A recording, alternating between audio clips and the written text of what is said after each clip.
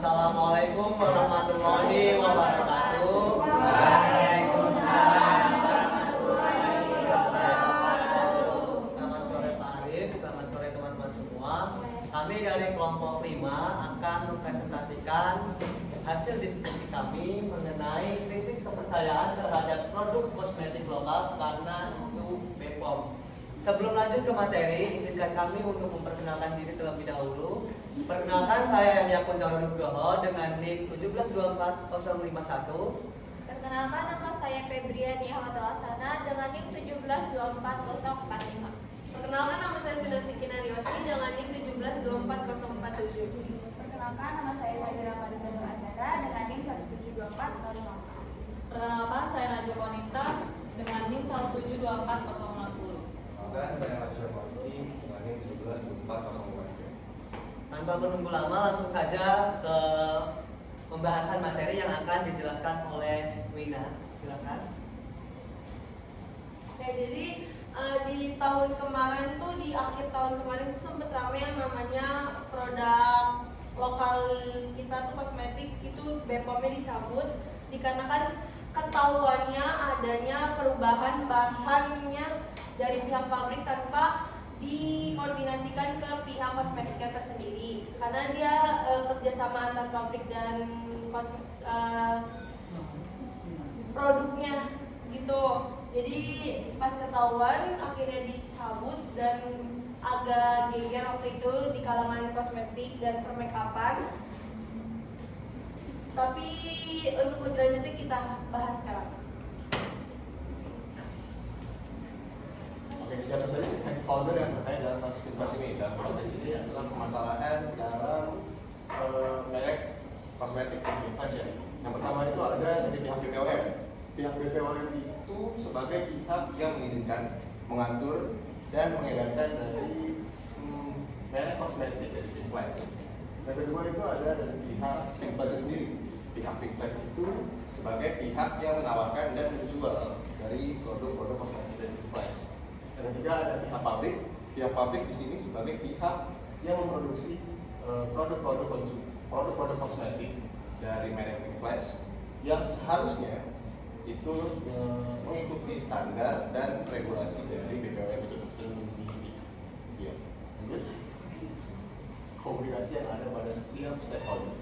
Yang pertama ada sender atau perusahaan BPOM sebagai yang atas yang menyampaikan temuan mengenai kandungan berbahaya dalam produk Pinkflash. Kedua ada coding atau pengkodean pesan. Di sini pihak BPOM merancang pesan dalam bentuk peringatan publik, siaran pers dan pengumuman di media sosial. Situs ini akan berpahami oleh masyarakat. Selanjutnya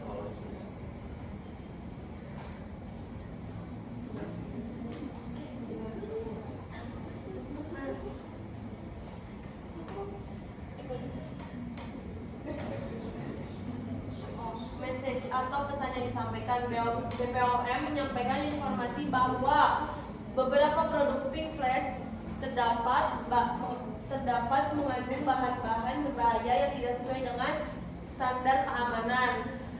Bisa berupa daftar produk yang terdampak, jenis kandungan berbahaya, serta risiko kesehatan yang mungkin ditimbulkan. 4. Coding atau pemahaman pesan. Konsumen dan masyarakat menerima informasi ini dan mulai menafsirkan pesan yang disampaikan oleh BPOM. Ada yang langsung percaya dan berhenti menggunakan produk, ada yang skeptis, dan ada yang menunggu klarifikasi dari pihak Pinkflash. 5. Receiver atau penerima pesan. Konsumen produk Pinkflash yang terdampak, masyarakat luas yang ingin tahu tentang keamanan kosmetik, media yang membantu menyebarkan informasi lebih lanjut, dan Pinkflash. Oke, lalu di sini ada ciri-ciri komunikasi bisnis dari kasus yang kita bahas kali ini. Yang pertama itu ada praktis. Praktis itu sama dengan efektif ya. Jadi untuk dari kasus ini penyebaran informasinya itu cukup cepat. Apalagi kalau dari media sosial kita tahu ya, dari TikTok, dari X itu cepat banget kesebarannya. Apalagi kalau tentang isu-isu yang kayak skincare kayak gini.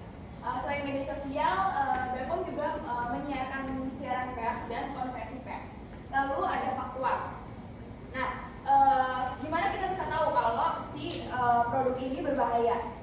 Jadi Bepom ini sudah menguji beberapa skincare yang lagi viral pada saat itu.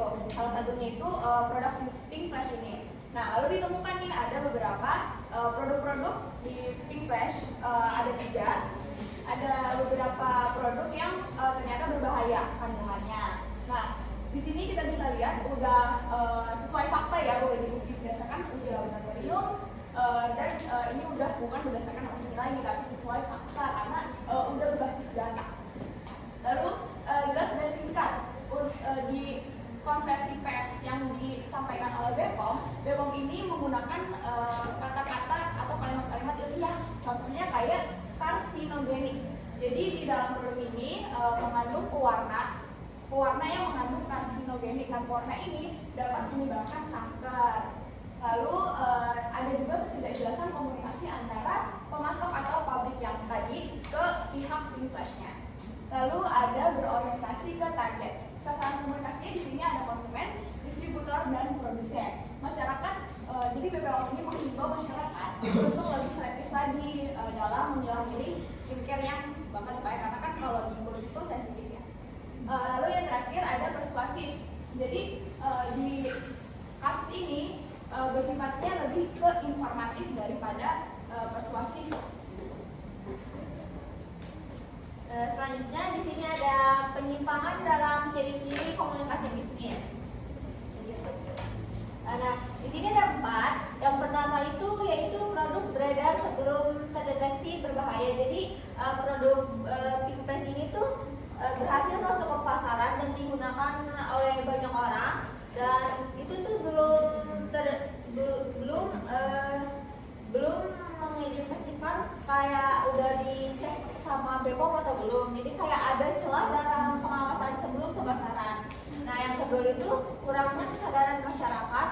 Banyak konsumen yang sudah menggunakan tanpa tahu resikonya. Terus banyak konsumen yang sudah menggunakan produk Pink Flash tanpa mengetahui resiko yang risiko itu berbahaya apa enggak.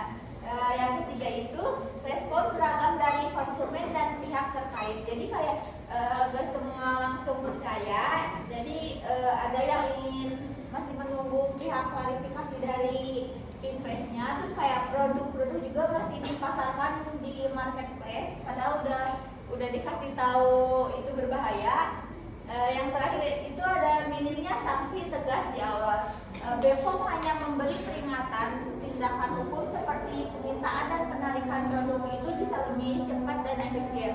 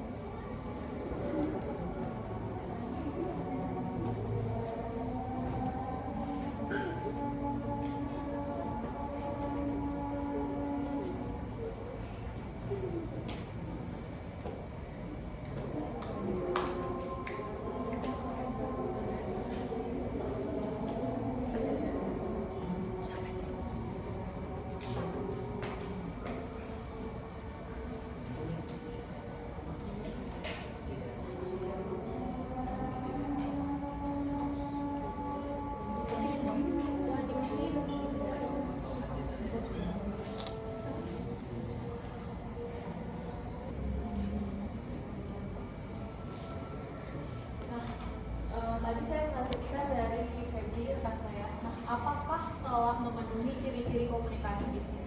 Bisa kembali ke slide sebelumnya?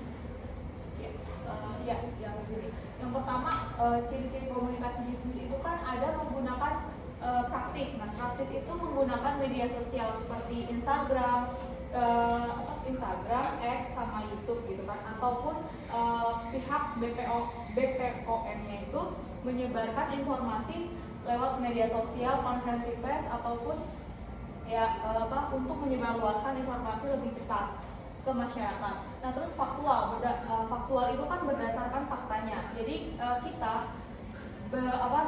bukan cuma mengeluarkan pendapat atau mengeluarkan informasi bukan berdasarkan opini, tapi melainkan berdasarkan hasil uji laboratorium dari pink flash yang ada di BPOM. Terus jelas dan singkat, menggunakan yang sebelumnya harusnya menggunakan bahasa, kita kan orang awam ya, nggak ngerti bahasa-bahasa yang ilmiah gitu. Nah harusnya pihak BPOM itu menggunakan bahasa ilmiah yang mudah dipahami gitu kan, bukan bahasa yang sulit dipahami kayak emang kita ngerti gitu kan. Mungkin orang awam ada sebagian yang mengerti sulfur atau fungsinya baik buruknya itu ada yang tahu, tapi kan ada sebagian juga yang enggak. Nah itu tuh harusnya pihak pihak BPOM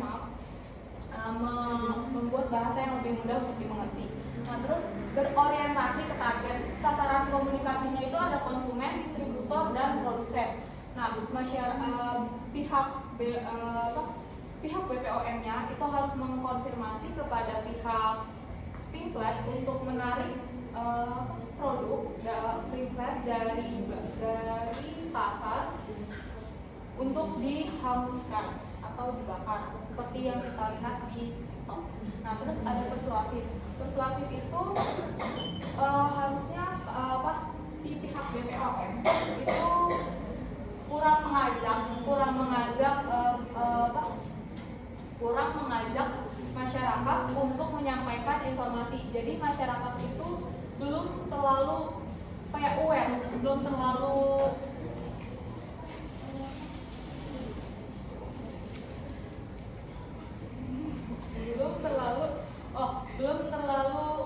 aware untuk jangka panjang gitu kan. Jadinya masih kayak oh yaudah deh pakai skincare, nggak pakai skincare ini dulu buat ikut-ikutan doang gitu kan, tapi bukan untuk jangka panjang memperhatikan pemakaian skincare tersebut. Next.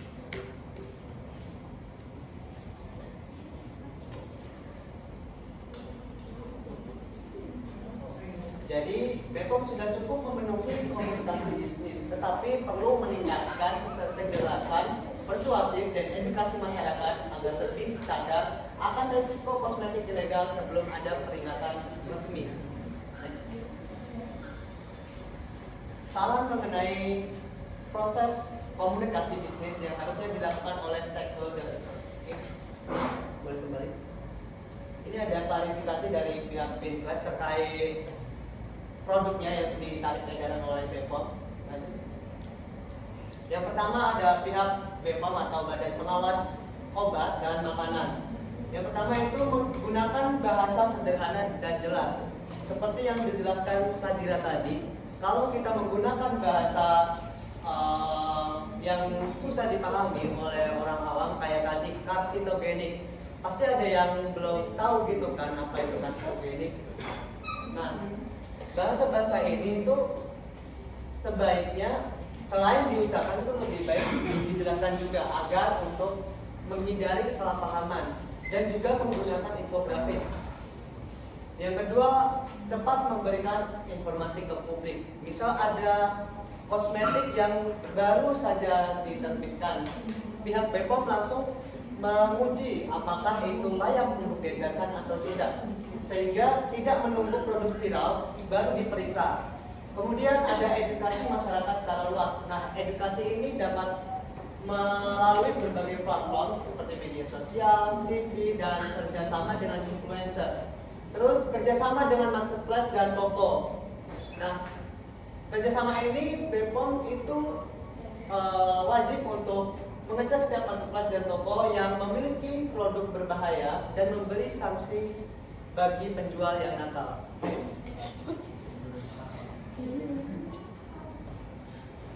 Yang kedua, untuk pihak produsen dan distributor kosmetik, itu yang pertama ada jujur dan transparan tentang produk, yaitu mencantumkan bahan yang digunakan dan pastikan ada izin BPOM-nya. Terus yang kedua ada tanggap dan bertanggung jawab. Itu segera klarifikasi jika ada masalah dan tarik produk yang berbahaya atau sudah expired.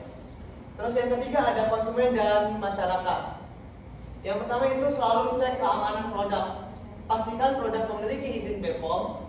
Jangan tergoda dengan harga yang murah. Terus yang kedua ada sebarkan informasi yang benar. Jadi jangan mudah langsung percaya kepada informasi yang beredar. Kita harus cek dulu faktanya, baru meneruskan ke komunitas-komunitas yang lain, kayak gitu di grup WhatsApp mungkin.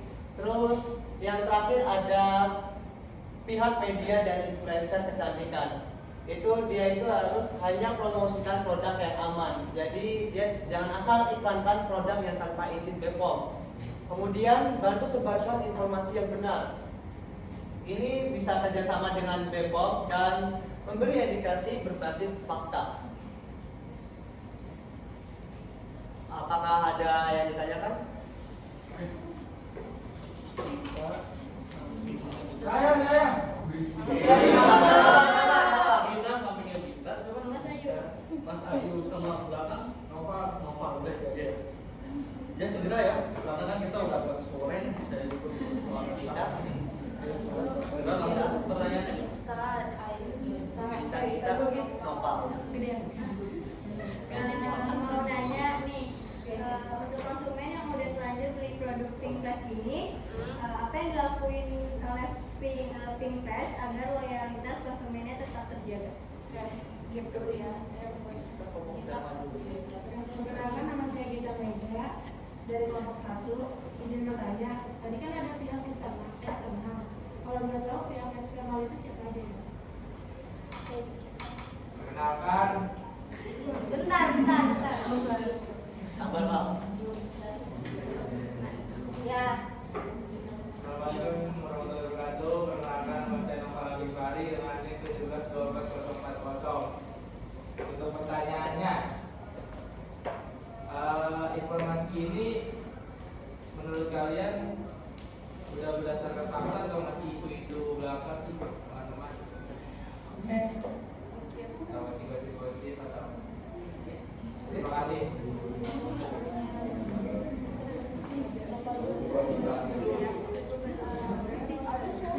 Oke, izin jawab pertanyaannya Nopal. Buat yang maksudnya Nopal bilang ini isu belakang atau apa gimana? Ini udah real banget, udah fakta banget. Informasinya emang udah dikonversi pers banget. Di pihak Pinkfresh pun udah membuka klarifikasi di dalam feed-nya kalau dia emang sebenarnya dia juga tidak tahu kalau ada kejadian ini, karena kejadian ini pun pure mereka nggak tahu karena itu di bagian pabrik yang mengganti bahan-bahan tersebut gitu. Pas di BPOM ya dicek lagi ternyata baru ketahuan, dan itu pure pihak Pinkfresh emang sangat sekali tidak tahu. Jadi ini udah valid banget dan emang nggak ada isu belakang. ya sama-sama. Izin jawab pertanyaan Inista, apa yang dilakukan oleh Pinkfresh untuk konsumen yang udah terlanjur membeli produk yang ternyata berbahaya.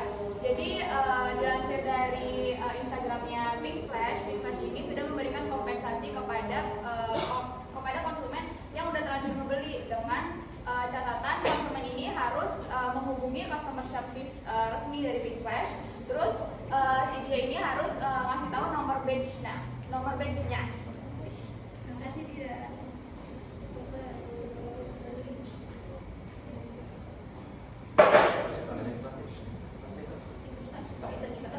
Kita. Ini nantinya pihak eksternalnya. Yang pertama itu ada pihak BPOM, yang kedua itu ada dari pihak pabrik. Kenapa pihak BPOM masuk? Padahal dia instansi pemerintah ya BPOM itu. Kenapa masuk? Karena BPOM itu ikut serta buat regulasi untuk pengedarannya. Yang pertama. Yang kedua itu pihak pabrik. Kenapa pihak pabrik itu ikut masuk? Karena pihak pabrik itu cuma produksi aja. Oke, itu maksudnya eksternal. Jadi pihak pabrik itu cuma produksi tanpa ada di dalam bagian perusahaan dari Pinkfresh itu. Jawab. Kasih. Sudah boleh ditutup ya, biar nanti evaluasi dari saya. Sekian. Sekian presentasi dari kelompok kami. Mohon maaf jika ada kata-kata yang kurang berkenan. Wassalamualaikum warahmatullahi wabarakatuh.